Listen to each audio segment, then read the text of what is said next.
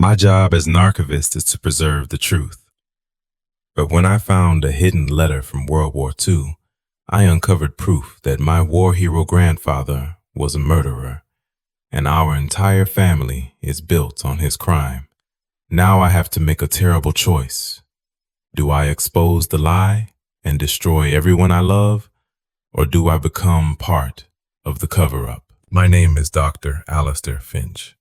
I'm 34 years old and I am a historical archivist at a university in Boston. You have to understand, my life is one of order, of cataloged facts and verifiable truths. I find comfort in the quiet, dusty scent of aging paper, in the certainty of a primary source. For me, history isn't just a collection of stories. It's a meticulous reconstruction of what was, built brick by brick with evidence. I believed my own family history was a simple, sturdy structure, just as solid as the archives I maintain. My grandmother, Ellen to all who loved her, had passed away a month ago at the age of 97. She was the matriarch, the warm, steady center of our small universe. Her husband, my grandfather, Thomas Finch, was a war hero who died before I was born, leaving behind a legacy of quiet bravery and a single stoic portrait on the mantel. When my father handed me the keys to our old house in Northwood, he said, "You know how to handle this stuff better than anyone, Alistair. Be methodical." I took it as a professional assignment, a way to process my grief through the familiar, calming actions of my trade. The house itself was a museum of her life, each object a placid artifact. For 2 days, I worked with a detached efficiency that would have made my department head proud. I boxed up photographs, created inventories, and affixed neat white labels to furniture destined for family or donation. I was dismantling a life, but I was doing it cleanly, respectfully. It was in her old writing desk, a heavy mahogany piece that smelled of ink and lavender, that the first crack in my foundation appeared. My fingers, tracing the inside of a drawer, felt a slight give in the wood at the back. It wasn't a dramatic discovery, not like in the movies. There was no secret switch, just a faint click, the barest whisper of a mechanism, a false bottom. Inside, nestled in a small hollow lined with faded, wine-colored velvet, was a tarnished silver locket. It was small, oval, and cool to the touch. It was not one I recognized from any family photo. It didn't belong to the official record of our lives. With a strange feeling of trespass, I pried it open. The tiny hinge creaked in protest. On one side was a picture of my grandmother, young and radiant, her smile more carefree than I had ever seen it. But on the other was not my grandfather. It was a smiling, dark-eyed young man I had never seen before in my life. I turned the locket over in my palm. The inscription on the back was faint but clear, etched in a looping, confident script.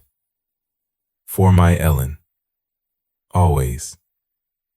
L." I stared at it, my archivist's mind whirring, trying to place the object into a logical context. An old beau before my grandfather, perhaps.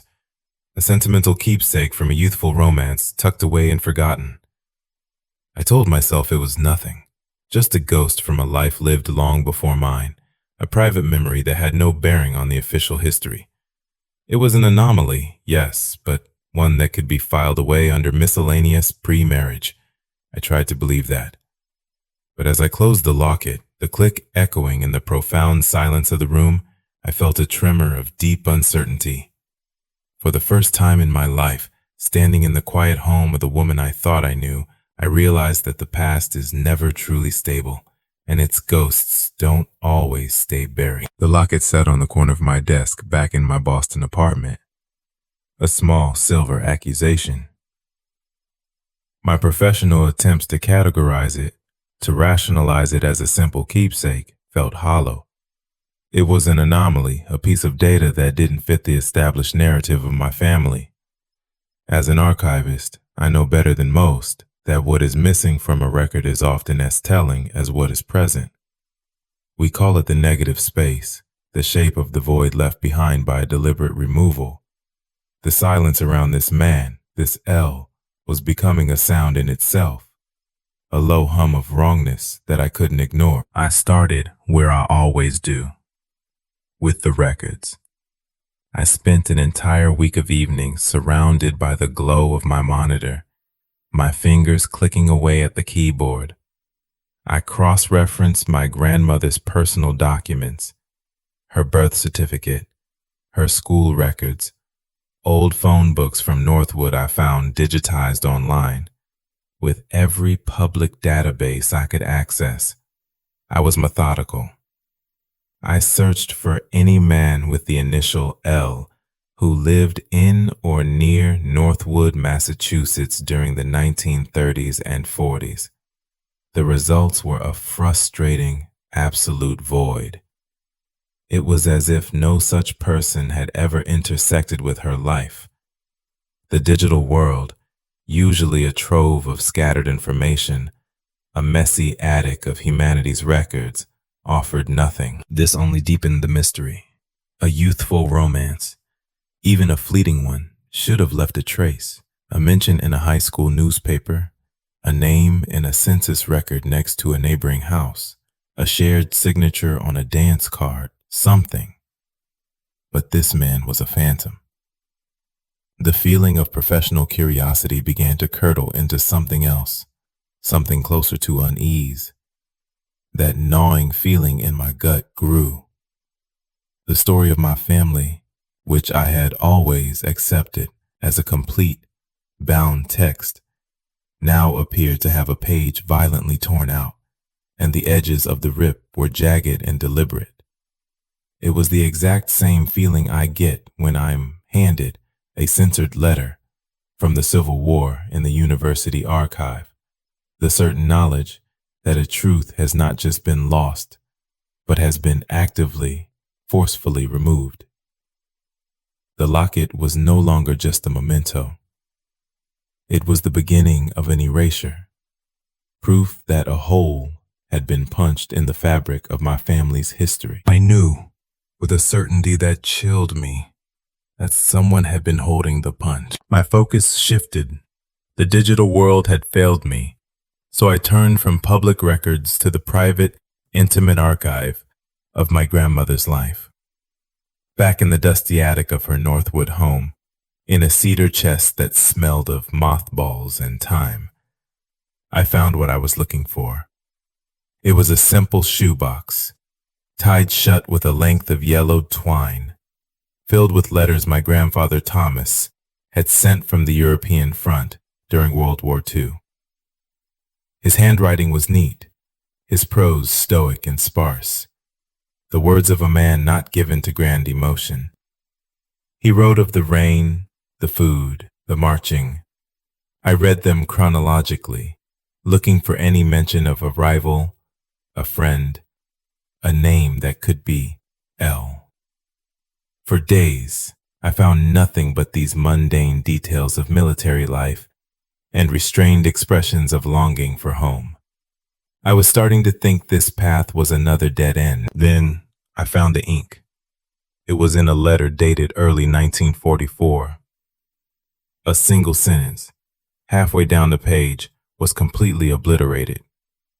It was covered with a thick, angry rectangle of black ink, applied with so much force that it had bled through the thin airmail paper. It was an act of pure redaction, meant to be permanent, but I had dealt with far more sophisticated censorship in my work.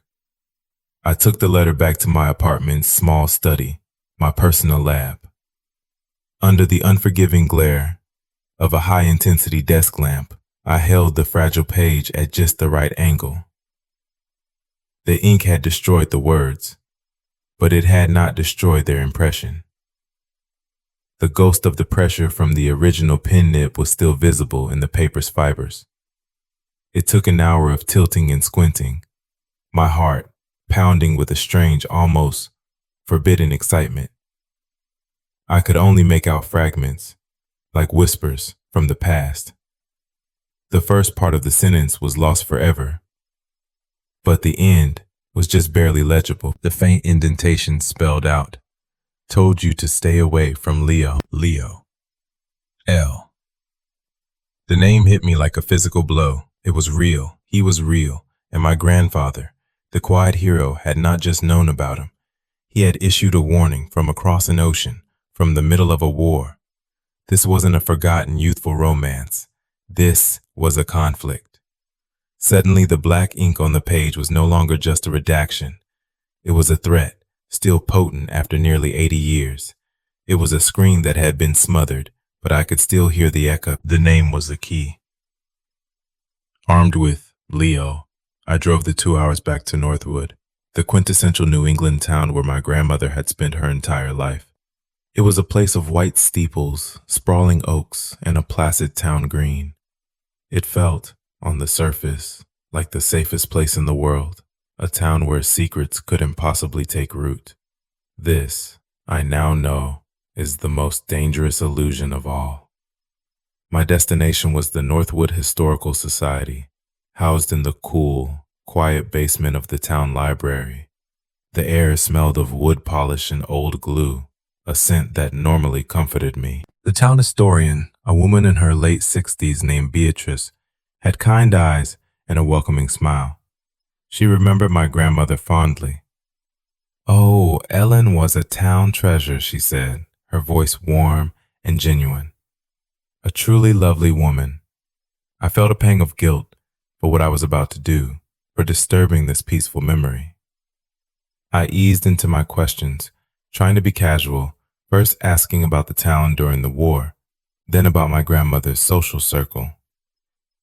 Beatrice was forthcoming, full of anecdotes about wartime rationing and USO dances. She was the perfect picture of a helpful, small town historian. But the moment I mentioned the name Leo, her posture changed. It was subtle, so subtle I might have missed it if my senses weren't already on high alert. A slight stiffening of her shoulders, a flicker in her eyes before they met mine again. "Leo," she repeated, drawing the name out as if tasting a strange word. I can't say I recall anyone by that name from that time. "Are you sure you have it right, Dr. Finch?" Her denial was too smooth, too practiced. My gut told me she was lying. I pushed gently, mentioning the redacted letter from my grandfather. A mask of polite incomprehension settled over her face. "So many boys went to war," she said, her voice now tinged with a dismissive sympathy. "Records get confused, memories fade." She was stonewalling me.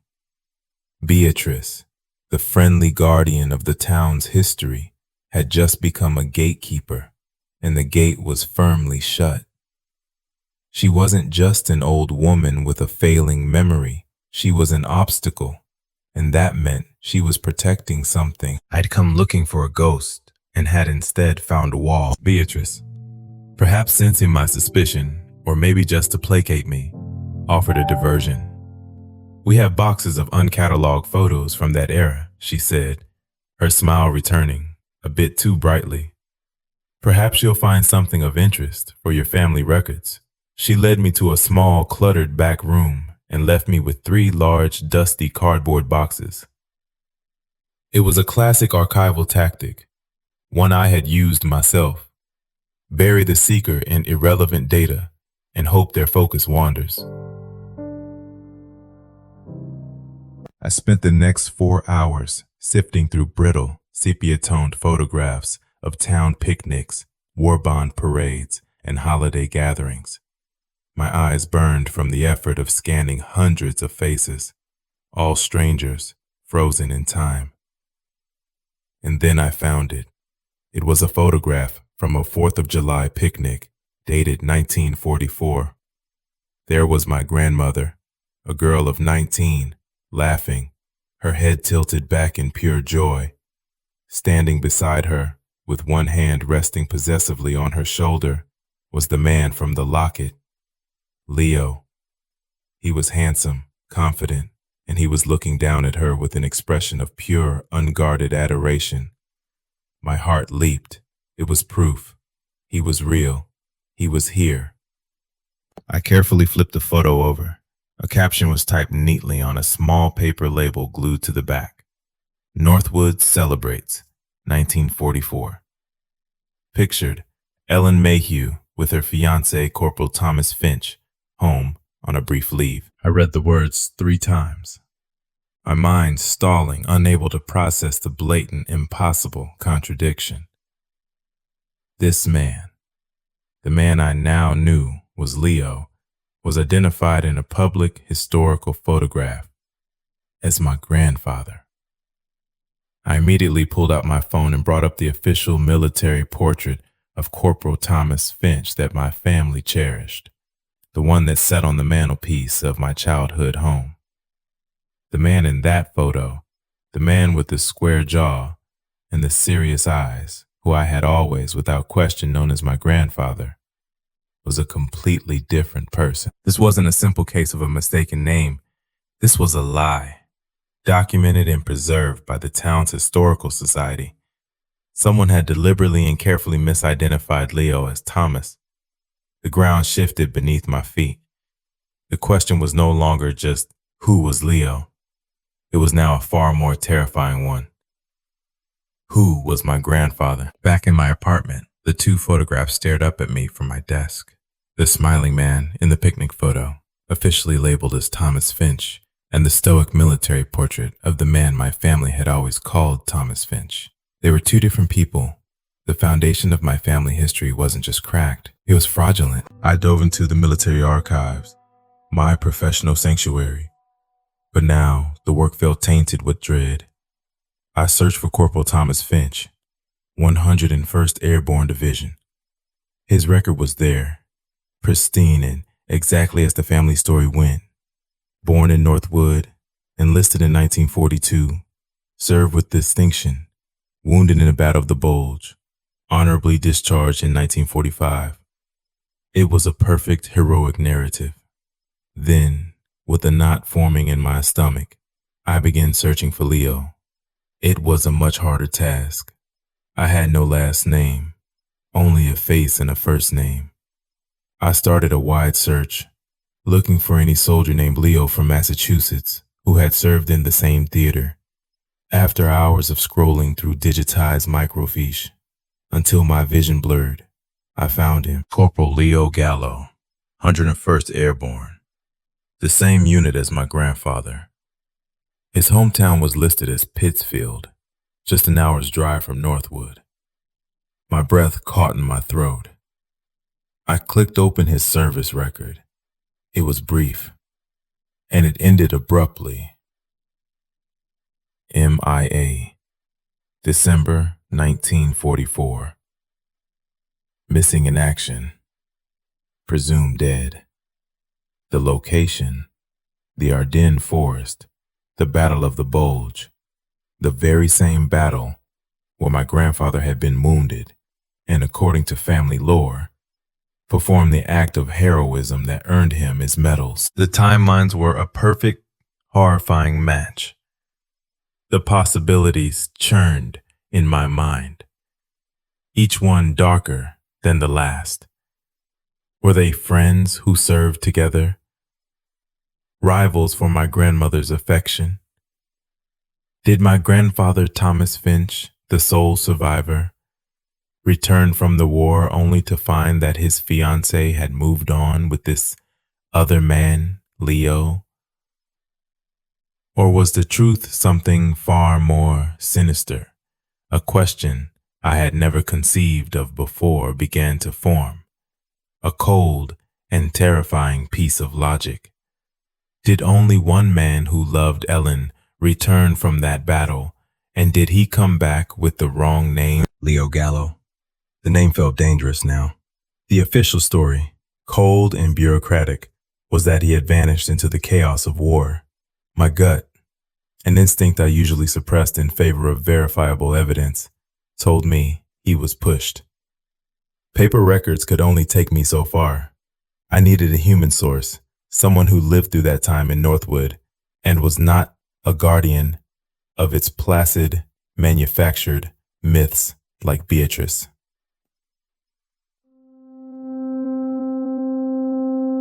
My research into my grandmother's family tree led me to a name I vaguely remembered from hushed family conversations. Arthur Prescott, her first cousin. He was a recluse, a bitter old man my family hadn't spoken to in decades due to some forgotten feud over property lines or a slight at a funeral.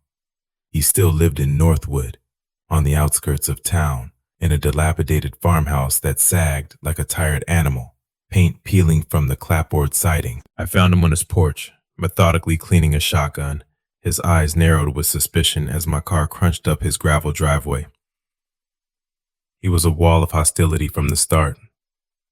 "Finch," he grunted, not even looking up from his work. "Your side of the family hasn't come around here in 50 years. What do you want?" I tried to be diplomatic, explaining I was researching the family's history, that I meant no disrespect. He scoffed, a dry, rattling sound. But when I spoke the name Leo Gallo, the atmosphere shifted instantly. The casual animosity sharpened into something jagged and aggressive. He carefully put the shotgun down on the wicker table beside him, but it was a more threatening gesture than holding it. It meant he was giving me his full attention. "You leave that be," he hissed, his voice low and guttural. "You don't know what you're messing with. Some things are better left buried." He took a step toward me, his knuckles white where he gripped the porch railing. "Go back to your books in Boston. This ain't a story for you to write down and put a neat little label on. Get out of this town and stop digging." It was the rawest threat I had ever received. He wasn't just being a cantankerous old man trying to guard his privacy. He was terrified, and his terror was the best confirmation I could have asked for. I was getting closer to a truth that someone, long ago, had gone to violent lengths to bear. Arthur's threat echoed in my mind all the way back to my grandmother's house. I was no longer a historian conducting research. I was an intruder. The cozy, familiar rooms now felt alien, their silence layered with decades of unspoken fear. His words, "better left buried," pushed me to search for something that was meant to stay hidden forever. I didn't know what I was looking for, but I searched with a new, frantic desperation. I pulled books from shelves and shook them out. I ran my hands along the linings of old coats hanging in the hall closet. Nothing. In the kitchen, I was pulling down my grandmother's collection of cookbooks from a high shelf, when one, a well-worn copy of The Joy of Cooking, felt oddly thick and unbalanced. I ran my thumb along the edge of the pages. Tucked between pages 250 and 251, in the section on preserving fruits and vegetables, was a folded, yellowed piece of stationery. It was a letter written in my grandmother's elegant, looping hand, but it had never been sent. It had no envelope. The ink was faded, but the date at the top was just visible.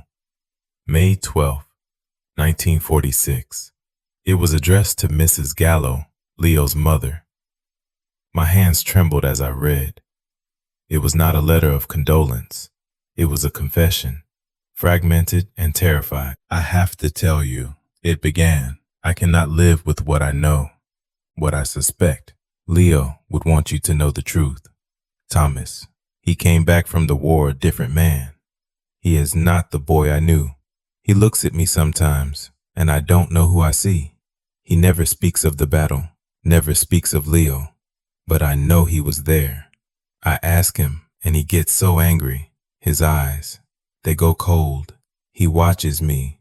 He watches the house. I don't know what he did to your son, but I am so afraid of him. I'm so afraid." The letter ended there, without a signature, as if she had been interrupted. or her courage had simply failed her. The truth was now inescapable. My grandfather, the hero, was a monster. He hadn't just won Ellen's heart, he had taken it. Under a veil of menace and fear that had apparently lasted a lifetime. My grandmother's letter was a human testament to the crime, but I needed the perpetrator's confession. I returned to Boston, to the one place I still associated with logic and order, my office at the University Archive. It felt different now. The silence of the shelves, usually a comfort, felt oppressive. I retrieved the box containing my grandfather's war diary. I had read it once before, years ago, and dismissed it as a dry, emotionless account of patrols, rations, and the weather. But Ellen's letter had given me new eyes. I wasn't reading for what was there, but for what was hidden between the lines. My grandfather had been a quiet, meticulous man. If he had a secret so large, he wouldn't leave it to chance. He wouldn't confess openly. I spent the entire night poring over the small, leather-bound book, examining every page under magnification. And then, my heart hammering against my ribs, I saw it. In the margins of a page describing the brutal cold of December 1944, there were a series of tiny, almost invisible dots and marks, written in faint pencil. It wasn't a random doodle. It was a pattern, a code. Ciphers are a historical puzzle I love to solve. This one was simple, a basic substitution cipher where letters were replaced by symbols, something a soldier might devise in the field to record thoughts he couldn't risk being read. I frantically began to work, cross-referencing symbols, looking for repeated patterns. The first word I deciphered was Ellen, then Leo. Within an hour, I had the key. The marginalia was not a diary of the war, but a diary of his obsession. It was a rambling, paranoid confession filled with chilling self-justification. Leo and Thomas were friends, inseparable, who had enlisted together. They had both fallen for Ellen before shipping out. In the chaos of an artillery strike during the Battle of the Bulge, Leo was badly wounded, incapacitated. Thomas described the moment with a clarity that made me feel sick. He was alive. The decoded message read. He looked at me. He knew. I had my chance. No one saw. One push. The snow will cover him. She will be mine. She has to be mine. No one can ever know. I will make sure of it. It was all there. A cold-blooded murder, committed for love and possession. My grandfather hadn't just survived the war. He had used it as a weapon and a shroud. The weight of the diary's confession was suffocating. I felt physically ill. My grandfather was a murderer. My grandmother lived her life as a prisoner. My entire family was built on a crime. I sat in my office late into the night, the diary and the letter laid out before me like a verdict. The archive, usually my refuge, felt like a tomb. I needed air. I walked to the end of the long, cavernous reading room, my footsteps echoing unnaturally on the polished floor. As I turned to walk back, a flicker of movement caught my eye in the emergency exit stairwell at the far end of the hall. I froze, every nerve ending firing. The main lights were on, but the stacks themselves were cast in deep shadow. I was supposed to be alone. "Hello?" I called out, my voice sounding thin and foolish in the vast space. There was no answer, only an impenetrable silence that seemed to swallow my words. I started walking back toward my office, my pace quickening, telling myself it was just my overactive imagination. My senses felt heightened the way they do in moments of pure fear. I could hear the low hum of the climate control system, the faint buzz of the fluorescent lights overhead. I felt a cold draft that hadn't been there before. Then I heard it. a soft, metallic click. The unmistakable sound of a circuit breaker being thrown. The lights above me went out, plunging my half of the vast room into darkness. Panic, cold and sharp, seized me. I scrambled back to my desk, fumbling for my phone, its light a pathetic weapon against the oppressive dark. I swept the beam across the rows of silent stacks. Nothing. But when the light fell upon the documents on my desk, my blood ran cold. On the military roster I had printed out, a single fresh black line had been drawn through Leo Gallo's name. It was thick, deliberate, and the ink was still wet. It was a message, a threat. Someone was in the archive with me. Someone knew exactly what I had found. And my first terrifying thought was of a bitter old man in Northwood with a shotgun and a secret to protect. Arthur. I didn't sleep. The image of that wet black ink line was burned into my mind. The threat was no longer a historical echo. It was real, and it was present. My theory, formed in the grip of panic, was that Arthur had followed me from Northwood, that he was the violent, shotgun-wielding guardian of the family secret. But as the adrenaline of the night faded, replaced by the grim clarity of morning, that felt too simple, too brutish. The act in the archive was quiet, precise, and symbolic. It was an archivist's threat, not a farmer's. Running on coffee and sheer nerve, I drove back to Northwood. I bypassed Arthur's farm and went straight to the library. I found Beatrice shelving books in the hushed local history section. I didn't bother with pleasantries. I laid the copies of my grandfather's diary entry and my grandmother's unsent letter on a table between us. His name was Leo Gallo, I said, my voice shaking with a mixture of anger and exhaustion. And my grandfather murdered him. And you knew. Beatrice looked down at the papers and the strength seemed to drain from her body. She sank into a nearby reading chair, her face pale. The mask of the polite, helpful librarian was gone, replaced by a deep, weary sadness. I didn't know the details, she whispered, her voice fragile, barely audible. Not like this. But I knew Thomas was a cruel man.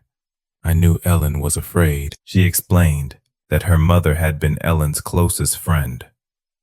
After the war, my grandmother had confided in her, admitting her terror, her gut-wrenching suspicion that something terrible had happened to Leo.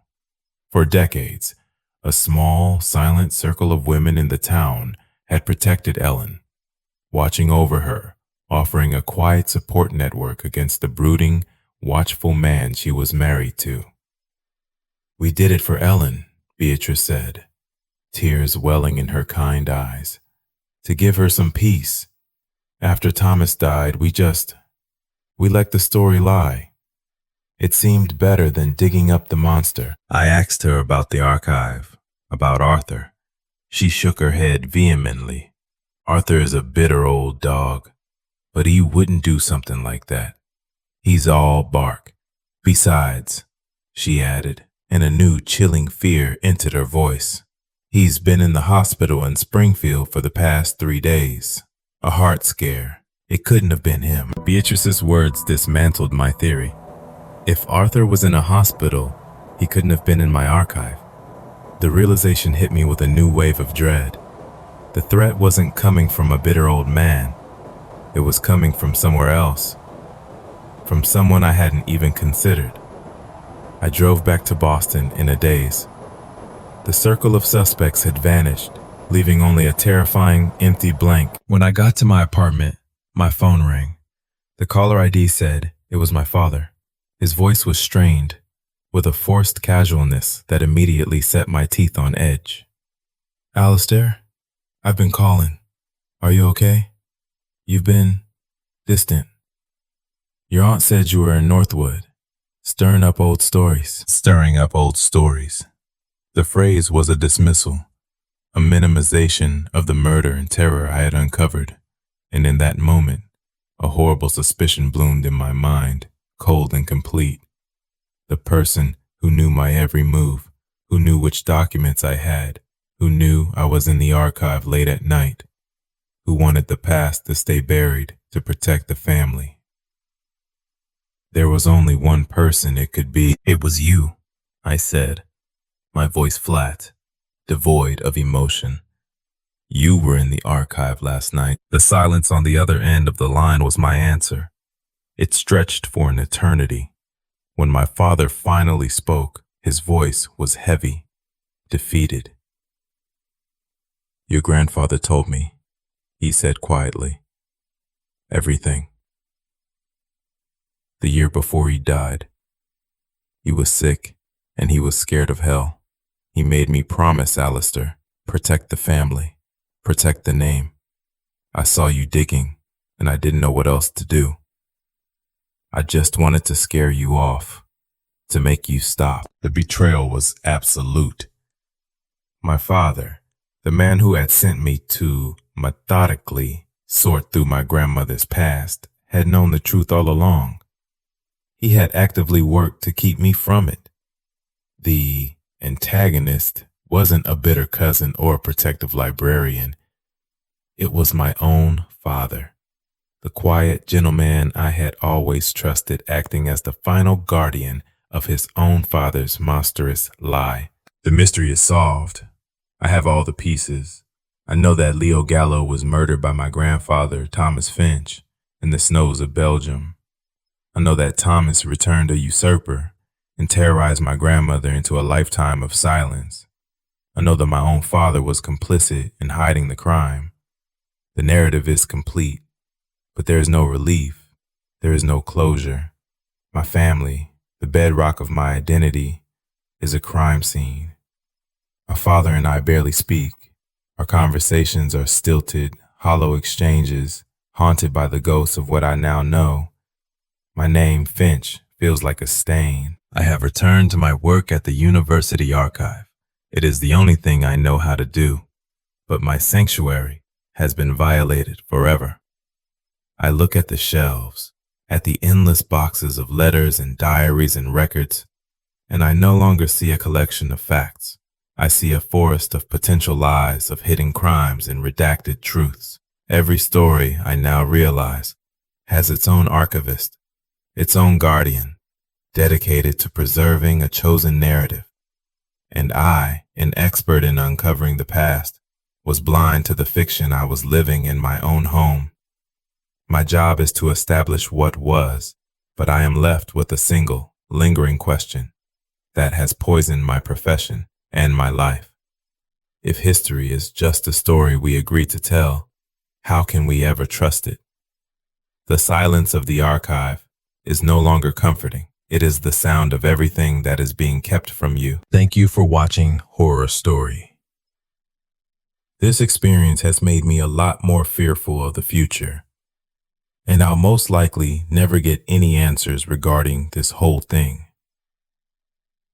If there's anything to learn from this story, it would be to trust your instincts. If you find something that doesn't feel right, you should probably leave it alone. Don't forget to subscribe to Horror Story and hit the notification bell so you don't miss our next story. Topic: Deadliest Description. 1. Video description. Edit: as a historical archivist, my life is built on facts, but a dark secret was hidden in my own family's past. While sorting through my late grandmother's belongings, I uncovered a locket that revealed my war hero grandfather was not who he seemed. A hidden diary and a series of terrifying threats led me down a path to a 70-year-old murder, forcing me to question everything I've ever known about my family and the very nature of history itself. The truck's engine finally roared to life. As I slammed it into drive, the headlights swept across the trailer, and I saw him for the first time. A tall, thin figure with hollowed-out eyes holding my keys. My job was to archive the dead. I never thought one of them would try to archive me back. I work for a company called Asset Reclamation Services. It's a fancy name for a job that's mostly about loneliness and dust. We're the people who go in after property has been foreclosed, abandoned, or seized. My job, specifically, is to create a complete digital archive of the contents before they're liquidated or disposed of. I use a set of high-resolution 3D scanners and a proprietary software suite to catalog every single item left behind, from rotting furniture to old photographs. It's a quiet, meticulous job, and that's usually how I like it. I'm an archivist of forgotten lives, a digital ghost haunting the shells of other people's homes. This happened in the fall of 2022. I'd been with the company for about 3 years and had seen my fair share of sad places, eviction notices, half-packed boxes, kids' drawings left on the fridge. You get used to the quiet melancholy of it all. But the Blackwood farm was different from the start. My boss, Dave, called me into his office. He had a manila folder, which was unusual. Most assignments were just pushed to my work tablet. "Got a special one for you, Alex," he said, sliding the folder across his desk. "The Blackwood property, out past Willow Creek, has been vacant for a long, long time." I opened it. The file was thin. A few grainy, black and white photos from what looked like the 1970s showed a 2-story farmhouse, a big red barn, and a whole lot of empty fields. The property had been tied up in a complex legal battle for decades, passing from one holding company to another until our client finally acquired it. They wanted a complete, top-to-bottom archive before they razed the place. "It's remote," Dave continued, leaning back in his chair.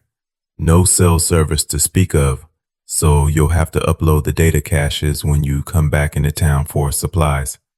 It's a big job. Could take you a week, maybe more. You'll be on your own out there." That wasn't a problem. I prefer being on my own. My setup was self-contained, a company truck and a small but comfortable travel trailer with its own generator.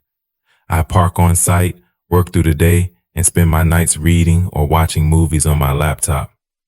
It was a solitary existence, but it was simple. The drive out to the Blackwood property took the better part of a day.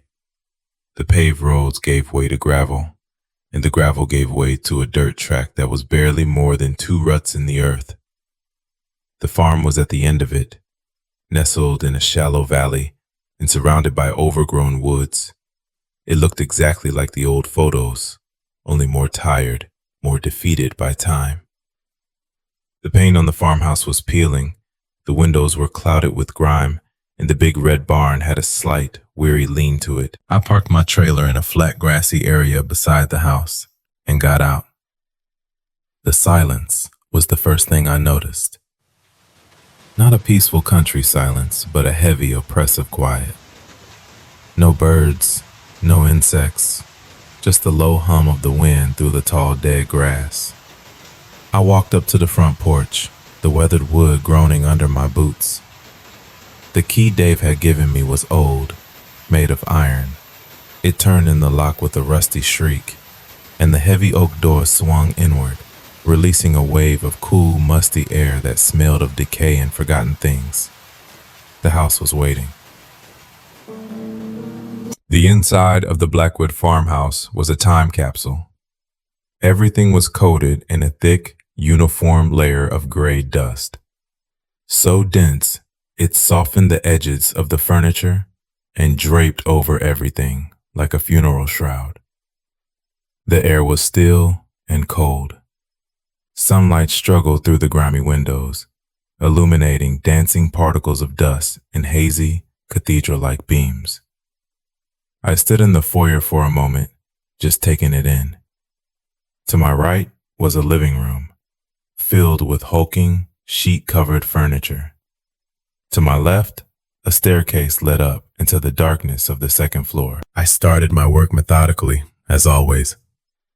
I set up my primary scanner, a tripod-mounted device that looked like a futuristic camera, in the center of the living room. It would do a slow 360-degree sweep of the space, capturing the room's dimensions and the placement of every object. While it worked, I used my handheld scanner for detail work, cataloging individual items. A tarnished silver locket on the floor, a book, its pages fused together by dampness, a child's worn-out teddy bear slumped in a corner. Each item was scanned, its data logged with a timestamp and a brief description. It was rote work, a process of turning memories into data points. I worked my way from the living room into the dining room. It was dominated by a long dark wood table surrounded by 8 chairs, all empty. A cobweb-draped chandelier hung overhead. My routine was the same. Set up the main scanner, then moved through the room with the handheld unit. That's when I saw it. On the far side of the room, above a brick fireplace, was a heavy wooden mantelpiece. Everything on it was covered in the same thick blanket of dust, except for one thing. A single teacup sat near the edge. It was made of fine, white porcelain with a delicate blue floral pattern, and it was perfectly, immaculately clean. It shone in the dim light, a stark, white beacon in a sea of gray. There wasn't a speck of dust on it. I stopped what I was doing and just stared at it. My mind immediately started cycling through rationalizations. Maybe a surveyor from one of the previous holding companies had come through years ago, picked it up, wiped it off, and put it back. Maybe a local kid had broken in for a dare and left it as a prank. It was strange, but not impossible. I walked over and picked it up. It felt cool and smooth in my hand. I logged it with my scanner, item 34, porcelain teacup, condition pristine, and made a mental note of its strangeness. I told myself not to be paranoid. In this job, you found weird things all the time, but as I placed it back on the dusty mantelpiece, I couldn't shake a feeling of profound unease.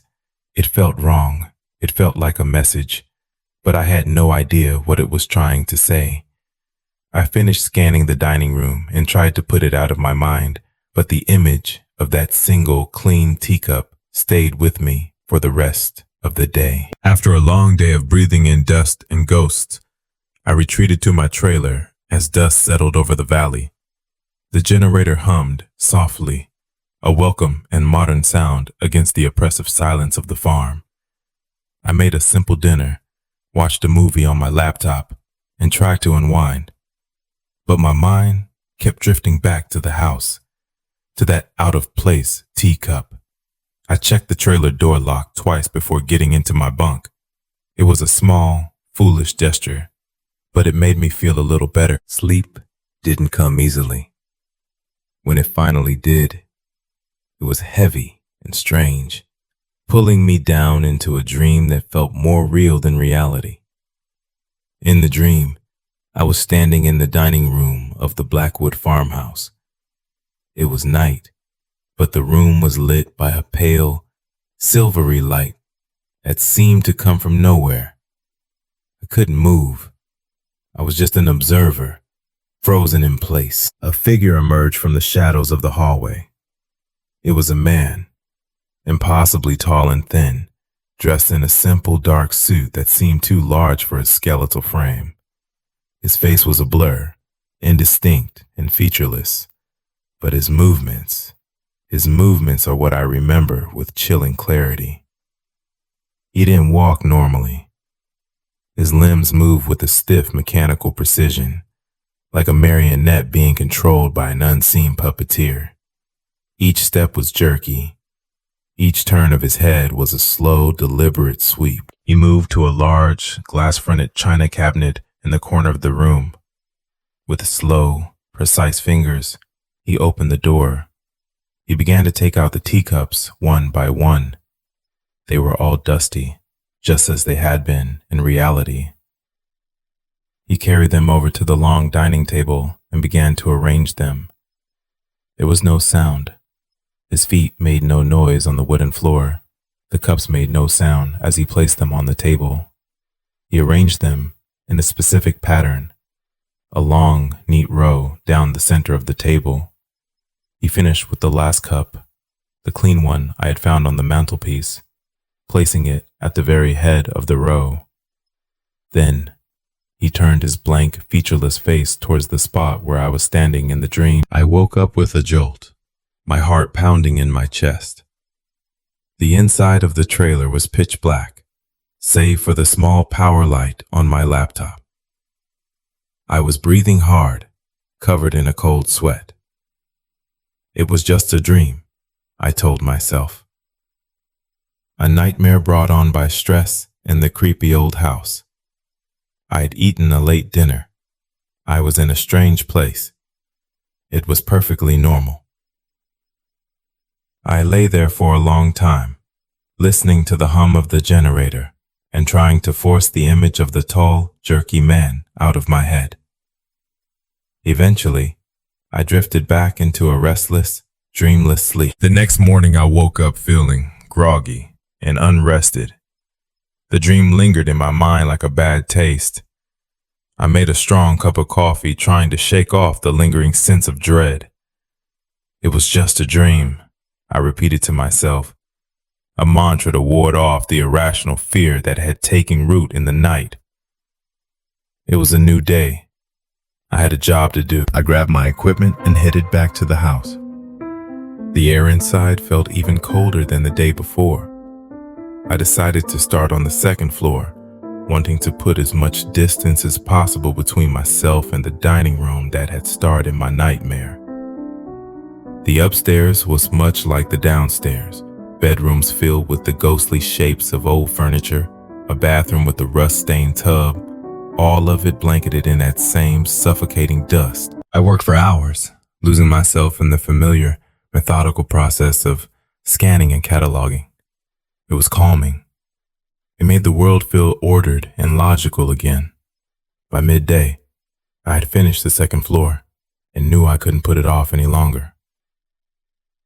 I needed to finish the ground floor, and that meant going back into the dining room to retrieve the main scanner I had left there. I walked down the creaking stairs and pushed open the dining room door. And then I froze, my hand still on the doorknob, my breath caught in my throat. The teacups, they were on the table. They were arranged in a single, neat row down the center of the dark wood, just as they had been in my dream.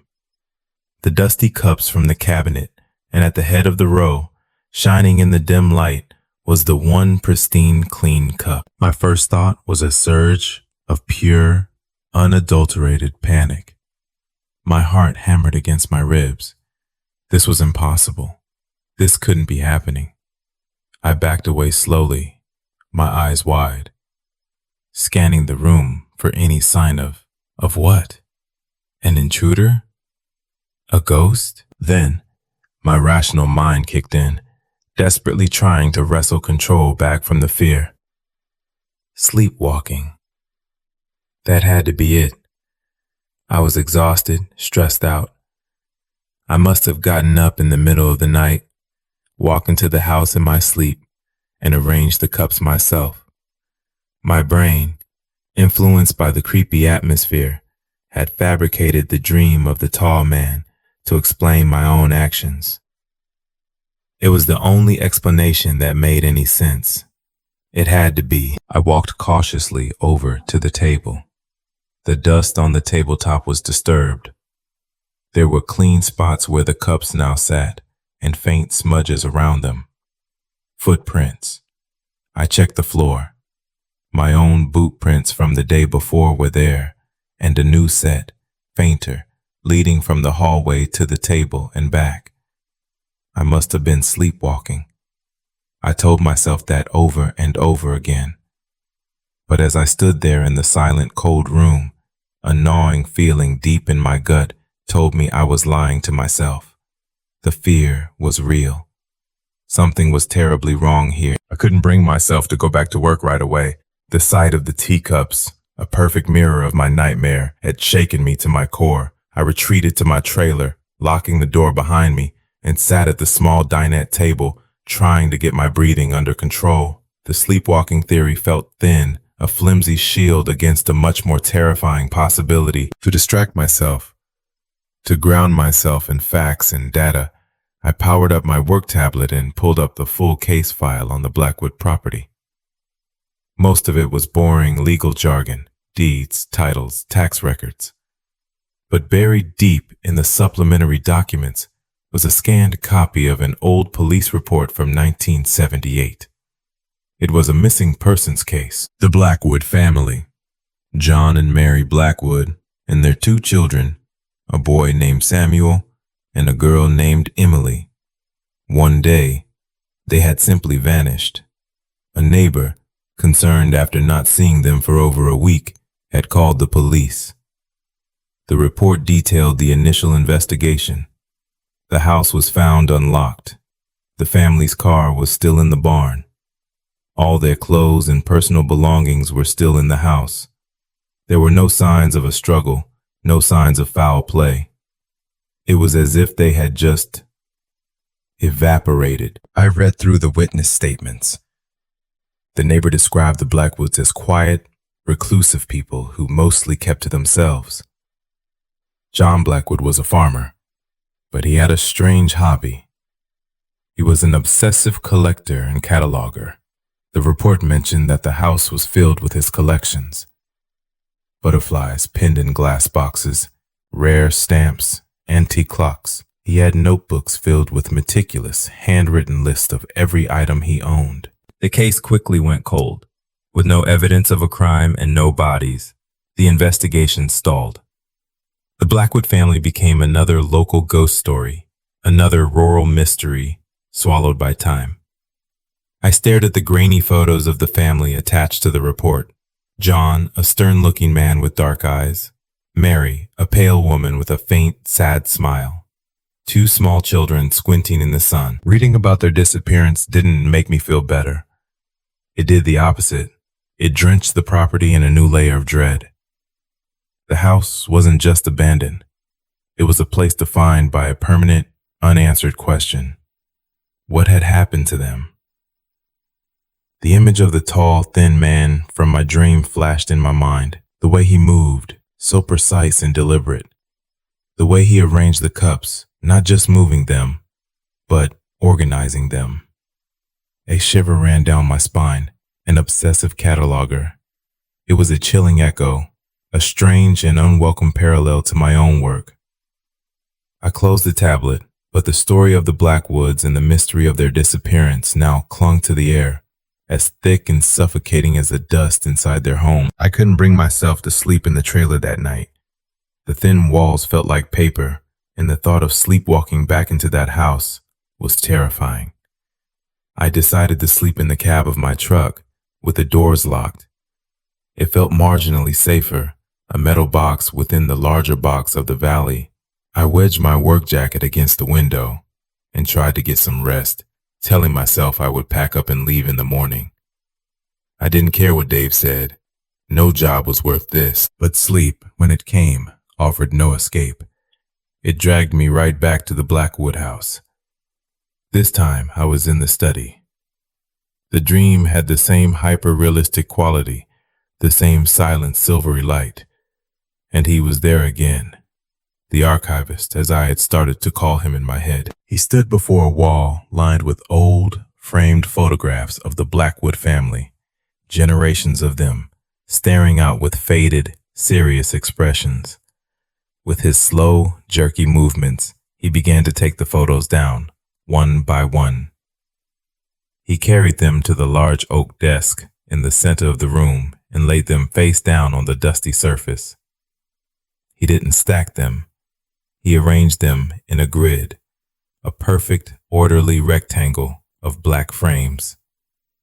I watched, a helpless, paralyzed observer, as he placed the last photo, a small, silver-framed picture of the two children, Samuel and Emily, in the final empty space in the grid. He then turned his blank, blurry face and stared directly at me, as if he knew I was watching. I woke with a gasp, the steering wheel digging into my chest.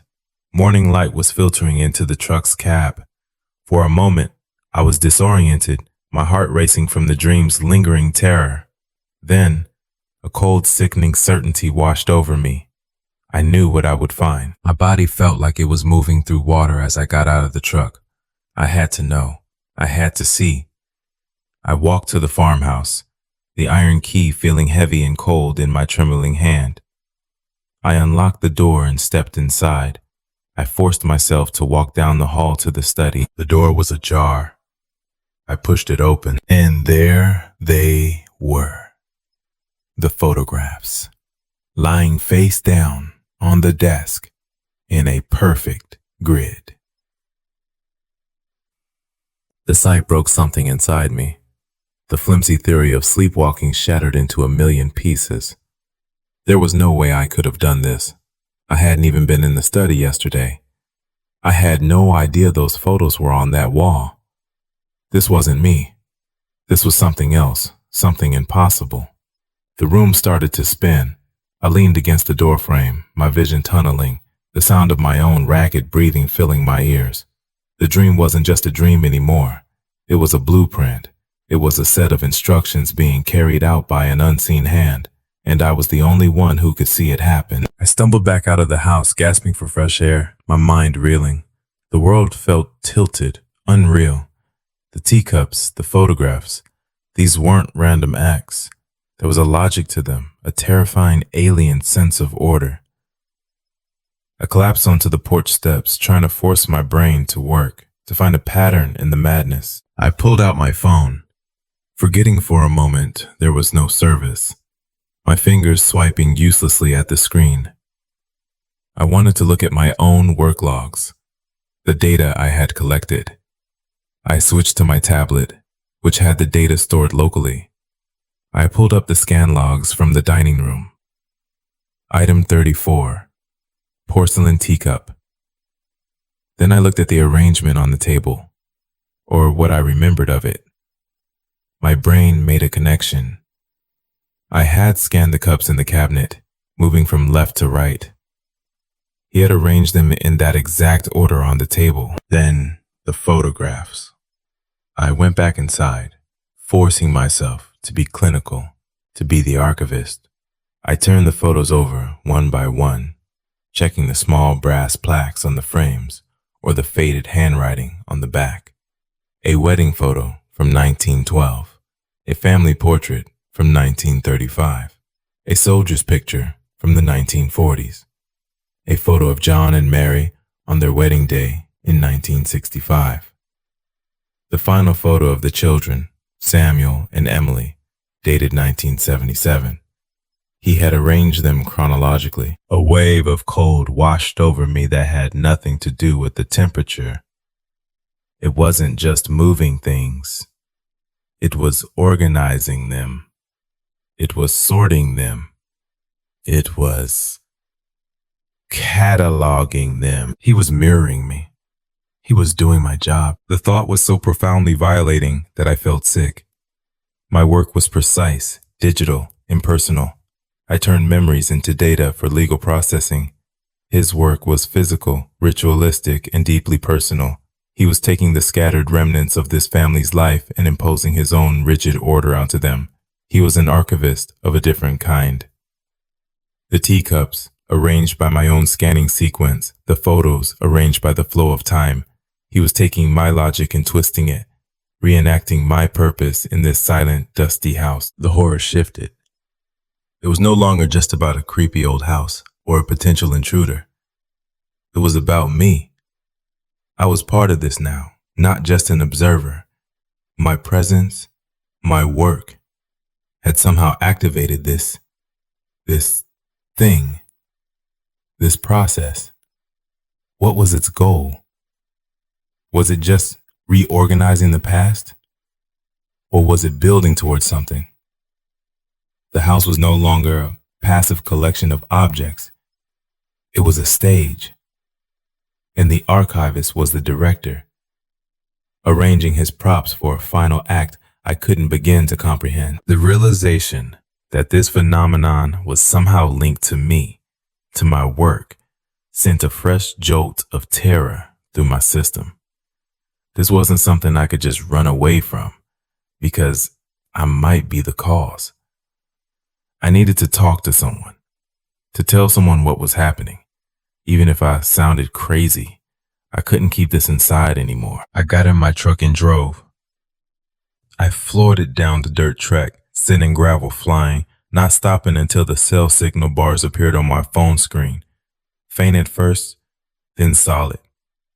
I pulled over to the side of the deserted road, my hands shaking so badly I could barely dial. I called my boss, Dave. He picked up on the third ring. Alex, what's up? I thought you were off the grid. Dave, I said, my voice cracking. Dave, something's wrong. Something's happening at the Blackwood place. I tried to explain. I told him about the teacups, the photographs, the dreams. The words tumbled out of me in a frantic, disjointed mess. As I spoke, I could hear how I sounded, unhinged, paranoid, completely irrational. There was a long silence on the other end of the line. Alex, slow down, Dave finally said, his voice calm and measured, the kind of voice you use with a spooked animal or a hysterical child. You've been out there for a couple of days, all alone. It's a creepy old place. Your mind is probably just playing tricks on you. But if it— No, Dave, you don't understand, I pleaded. It's real. The objects are actually moving. They're matching my dreams. You're probably sleepwalking, he said, echoing my own discarded theory. You're overworked, stressed. Look, why don't you just pack it in for the day? Drive into town, get a motel room, have a decent meal. Get a good night's sleep in a real bed. You'll feel better in the morning. I'm not going back there, Dave, I said firmly. There's something wrong with that house. His tone hardened slightly. Alex, listen to me. Our client is a multi-million-dollar investment firm. This Blackwood archive is a top priority. They want it done by the end of the week. I need you to pull it together and finish the job. Take a break, clear your head, and get back to it. That's an order. The finality in his voice was like a door slamming shut. He didn't believe me. He thought I was losing my mind. The system I relied on, the company I worked for, my boss, they were not going to help me. They were just another wall of disbelief. The theme of every horror story I'd ever heard rang true. You are on your own. I hung up the phone, a profound sense of isolation washing over me. No one was coming to help. No one would even believe me. I was alone with this thing, this silent, methodical entity that was waiting for me back at the farm. And it knew I would be back. I didn't take Dave's advice. The thought of sleeping in a motel only to wake up and have to drive back to that valley of silence was unbearable. And a deeper, more terrifying thought had taken hold. What if it wasn't tied to the house? What if it was tied to me? If I slept in a motel, would I dream of the archivist rearranging the cheap art on the walls or lining up the little soap bars in the bathroom? The fear was portable now. So I drove back. It was a stupid decision born of a desperate, irrational need to confront the situation, to not let it chase me away. I parked the truck next to my trailer, the setting sun casting long, distorted shadows across the property. I resolved not to sleep. I would stay awake all night, armed with a heavy mag light and a tire iron, and watch. I would see who or what was doing this. I sat in the dark cab of my truck, watching the house. For hours, nothing happened. The moon rose, bathing the farmhouse in a pale, ethereal glow. My eyelids grew heavy. I drank lukewarm coffee from a thermos, slapped my own face, and did everything I could to stay awake. But exhaustion is a patient predator. Sometime after 2 a.m., my head slumped against the window, and I was gone. The dream started instantly, but I wasn't in the house this time. I was in my trailer. I was standing by the small galley kitchen, looking towards my bunk, and the archivist was there. He was inside my space, my sanctuary. He moved with the same slow, jerky precision, his tall, thin frame barely fitting in the cramped space. He wasn't touching the trailer's contents. He was focused on my things. He picked up my wallet from the small dinette table. He turned it over in his hands, then placed it down. He picked up my truck keys, their metal teeth glinting in the silvery dreamlight. He placed them next to the wallet. He picked up my phone, its screen dark and lifeless. He placed it next to the keys. Then he picked up the dog-eared paperback I had been reading. He placed it at the end of the row. He was arranging them, my personal effects, the items that define my current existence, in a neat, orderly line. He was archiving me. He finished his task and stood motionless for a moment. His blank face turned towards my bunk, where my sleeping dream self was lying. He took one stiff, mechanical step towards the bunk, and I woke up. I was in the truck, my face pressed against the cold glass. My heart was a frantic drum against my ribs. The dream was so vivid, so terrifyingly intimate, that for a moment, I couldn't breathe. He had been in my trailer. He had touched my things. The line had been crossed. It wasn't about the Blackwood family anymore. The target had shifted. I was the subject of the archive now. A cold sweat covered my body. The dream felt like a violation, a deep and personal intrusion that went far beyond the moving of furniture. I had to see. I had to know if this nightmare too had bled into the waking world. My hand trembled as I reached for the truck's door handle. I pushed it open. The soft click sounded like a gunshot in the dead quiet of the night. I fumbled for the mag light on the passenger seat, its heavy metallic weight a small comfort. I crept out of the truck and made my way to the trailer, my boots making soft crunching sounds on the damp grass. The trailer door was unlocked. I always locked it. I always double-checked it. I pushed the door open and shone the mag light's powerful beam inside. My blood ran cold. On the small dinette table, arranged in a perfect neat row, were my belongings. My wallet, my keys, my phone, my book. Just like in the dream, panic, pure and absolute, seized me. I wasn't safe here. I wasn't safe anywhere on this property. My only thought was to escape. I had to get in my truck and drive and never ever look back. I spun around and bolted for the truck. I jammed my hand into my pocket for the keys that were supposed to be there. The keys I now knew were sitting on a table inside my trailer. My heart sank. I was trapped. I looked frantically back towards the trailer. And I saw him. He was standing in the open doorway. A tall, impossibly thin silhouette against the faint light from within. He was just a shape, a cutout of a man against the darkness. But I knew it was him. He wasn't moving. He just stood there, watching me. And in his hand, held loosely at his side, I could see the faint glint of metal. He was holding my keys. For the first time, he was here, awake, real. The barrier between dream and reality had not just been breached, it had been utterly obliterated. We stared at each other across the 20 yards of moonlit grass, the creature from my nightmares and me. It felt like an eternity. The silence of the valley pressed in, broken only by the frantic pounding of my own heart. He made no move to attack, no move to retreat. He just stood there, a silent archivist, presenting the final item in his collection, my means of escape. It wasn't an act of aggression. It was an act of classification.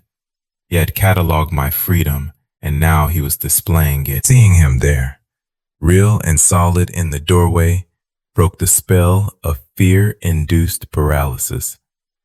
A primal survival instinct took over, hotter and more powerful than the cold dread that had been gripping me. I wasn't going to be archived. I didn't scream. I didn't think. I just acted.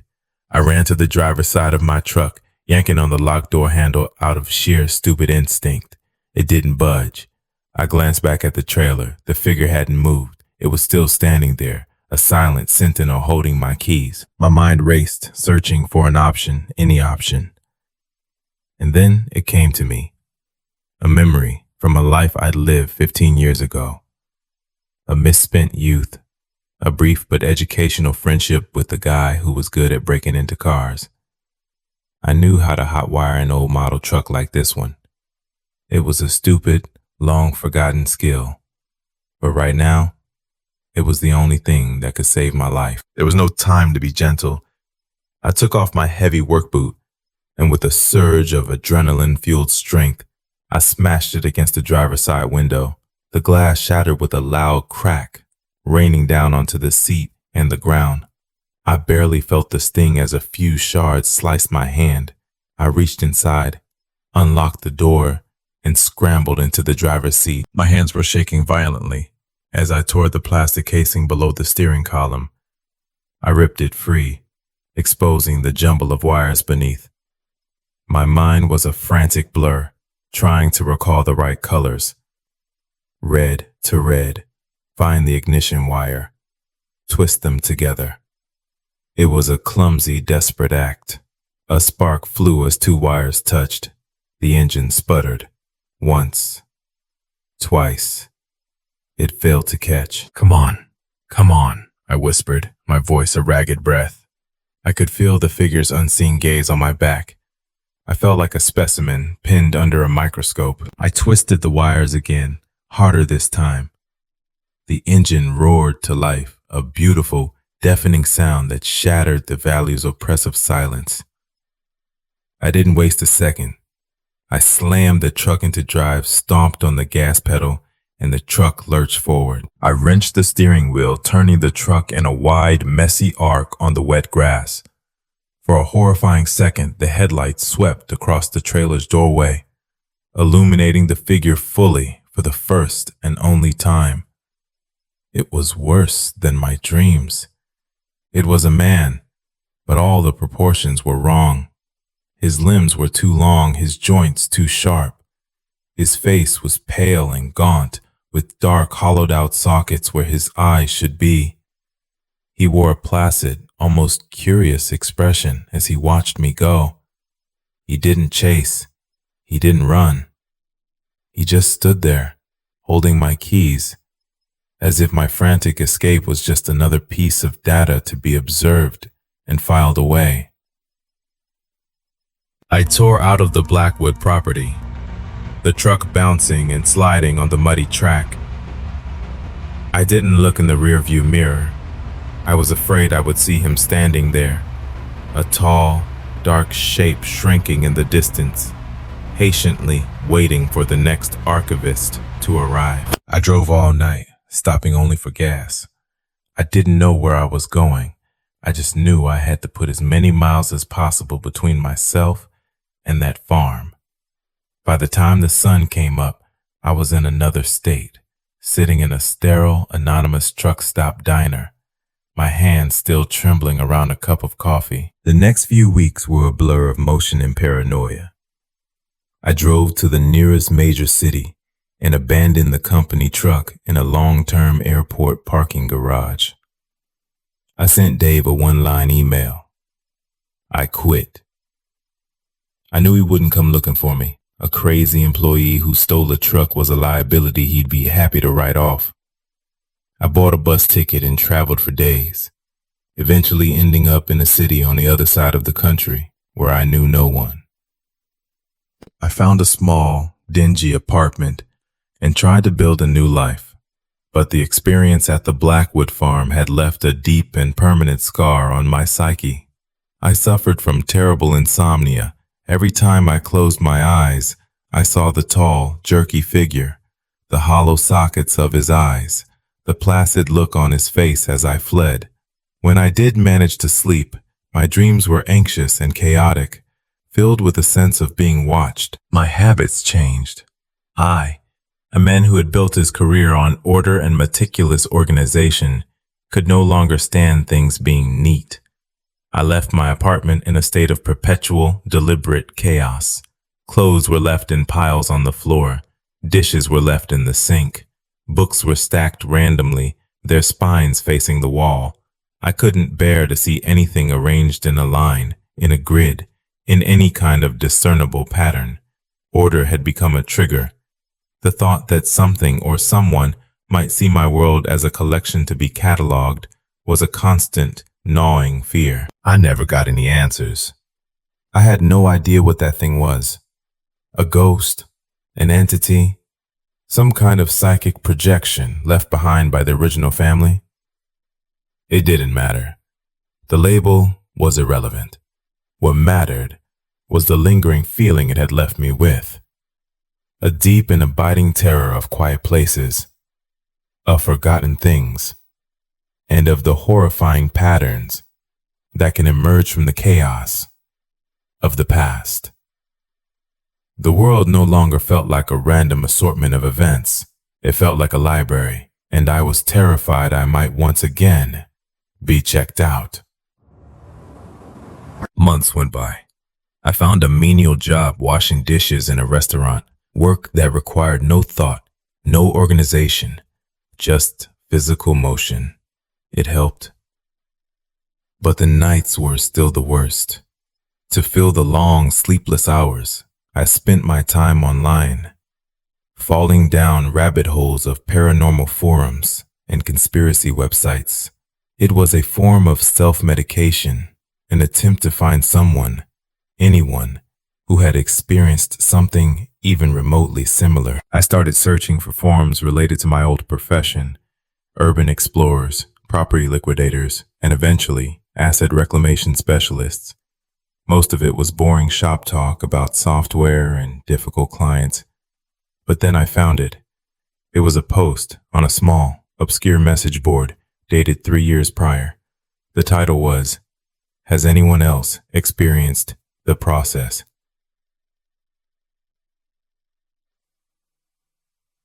My heart started to pound as I clicked on it. The post was from an anonymous user. He said he had worked for a different asset reclamation company on the other side of the country. He described an assignment at an abandoned sanatorium, a place with a long, dark history. He wrote about the dreams. He described a tall, thin figure with a strange, clockwork walk. He wrote about objects moving on their own, not violently, but being rearranged, sorted, and organized according to a bizarre, hidden logic. He described the overwhelming feeling of being watched, of his own work being mimicked. It was my experience, almost word for word. I scrolled through the handful of replies. Most were dismissive, accusing the poster of making it up, but the final reply from the original poster was a short, chilling paragraph that he had written a week after his initial post. It was the last time he ever logged on. "I was wrong," he wrote. "I thought it was the place. I thought the sanatorium was haunted. I ran, but it didn't stop. Last night, I dreamed of him in my apartment. I woke up and the books on my shelf were arranged by color. I don't think it's the house that's haunted. I think it's the job. We go into these dead places. We spend our days sifting through the lives of the dead and forgotten, imposing our own order on them.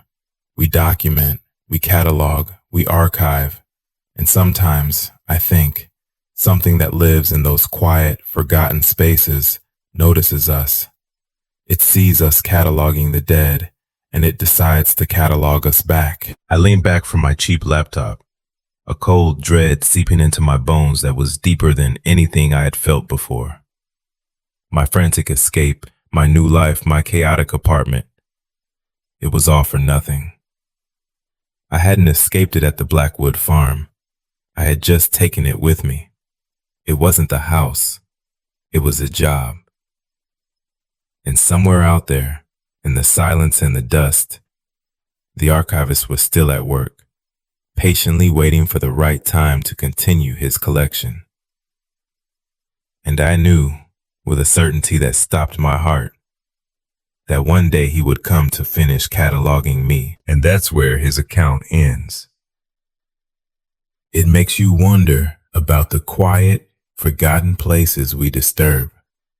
What happens when you spend your life cataloging the past, and something from that past starts cataloging you back? If you have a story about a job that followed you home in a way you can't explain, share it in the comments below.